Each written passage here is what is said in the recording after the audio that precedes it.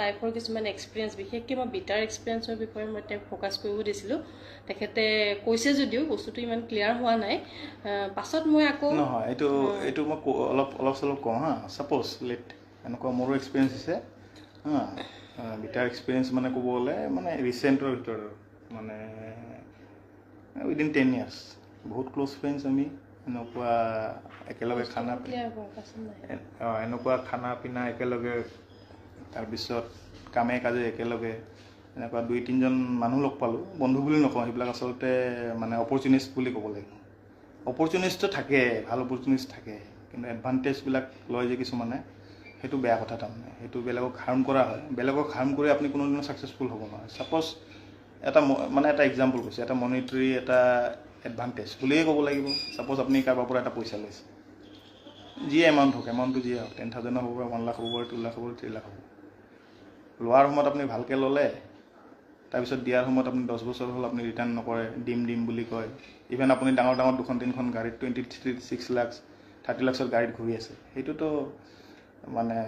চিটুৱেশ্যনটো কেনেকুৱা নিজে এটা জাজমেণ্ট কৰি চাব লাগে তো সেইটো তেওঁৰ যুক্তিযুক্ত তেওঁ কেনেকৈ জাষ্টিফাই কৰি আছে সেইটো তেওঁৰ কথা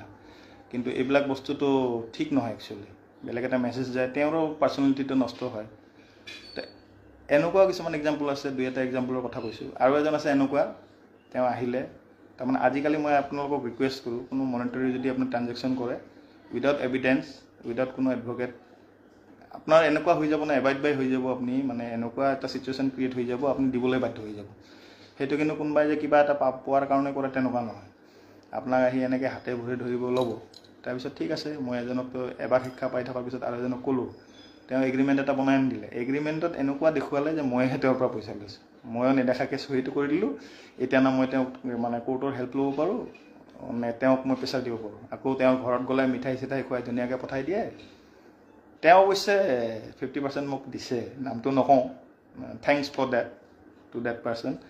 কিন্তু 2-এজন মানুহ পালোঁ এনেকুৱা তিতা টেঙা বাপৰে বাপ এনেকুৱা টেঙৰ কেনেকৈ যে ছাৰ্ভাইভ কৰি আছে মানে নাকটো যে এই ডাঙৰ গাড়ীখনত যে এচি লগাই যে ঘূৰি থাকে কি নাকটো উচাকৈ মুজটো পূৰা বনাই মেল মেম্বাৰ হয় তো মইতো আমি কি ক'ম আৰু আমি লাজতে একদম ভাঙি চিঙি গ'লোহেঁতেন তো সেইবিলাক মানে 2-এটা মানে বেড এক্সপিৰিয়েঞ্চ বুলি ক'ব লাগিব সেইটোত হয়তো তেওঁৰ ভুল বুলি নহয় মোৰো ভুল বুলি ক'ব লাগিব সেইকাৰণে মই চবকে ৰিকুৱেষ্ট কৰোঁ কাৰণ চাওক আমি চবে ফাইনেন্সিয়েলি মানে আমি যিমানখিনি মই মানুহক লগ পাওঁ তেওঁলোককে কৈছোঁ থাকাখিনিক আৰু কোৱা নাই থাকাখিনিৰ কাৰণে সেইবিলাক বস্তু ইমান ইম্পৰ্টেণ্ট নহ'ব পাৰে কিছুমানৰ কাৰণে সেইখিনি বস্তুৱে বহুত ইম্পৰ্টেণ্ট হ'ব পাৰে তো এটা মানুহে মানুহক ছাপৰ্ট কৰে হেল্প কৰে কিবা এটা কাৰণ মানে এডভান্টেজৰ কাৰণ নহয় সেইটো বস্তুৱে যদি মানুহ এটা এডভান্টেজ লৈ লয় বেলেগ এজন মানুহে যিজনে তাৰমানে কালপ্ৰিটজন তেওঁ সেইটো কৰা উচিত নহয় একচুৱেলি আৰু তেওঁ অলৰেডি পানিছমেণ্ট পায় বা 2-এটা এক্সাম্পলতে গম পালোঁ সেইটো কিন্তু ভগৱান বুলি এটা বস্তু আছে তো এইবিলাক বস্তু হ'ব নালাগে সেইকাৰণে আপোনালোকে কেতিয়াবা মনিটৰী ট্ৰানজেকশ্যন কৰিলেও বহুত সাৱধান হ'ব আৰু পৰাপক্ষত নকৰিব মই ৰিকুৱেষ্ট কৰোঁ মানে মই যিটো এক্সপিৰিয়েঞ্চ পালোঁ মই আগতে এইবিলাক কথা বিশ্বাস কৰা নাছিলোঁ কিন্তু মই প্ৰেক্টিকেলি এক্সপিৰিয়েঞ্চড হয় সেইকাৰণে মই কৈছোঁ যে